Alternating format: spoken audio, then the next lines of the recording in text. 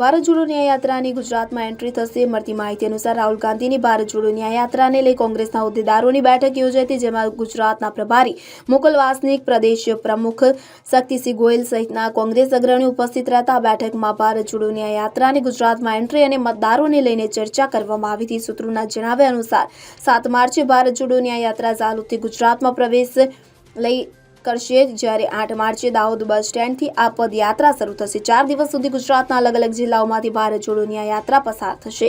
તાપી જિલ્લાના સોનગઢમાં ભારત જોડો ન્યાય યાત્રાનું સમાપન થશે। તો મહત્વનું છે કે ભારત જોડો ન્યાય યાત્રામાં આદિવાસી મતદારો ઉપર ફોકસ રહેશે। જિલ્લા કક્ષાએ પ્રભારીઓને અલગ અલગ જવાબદારી સોંપવામાં આવી છે। ન્યાય યાત્રા દરમિયાન રાહુલ ગાંધી મંદિર, મસ્જિદ સહિતના ધાર્મિક સ્થળોની મુલાકાત લેશે।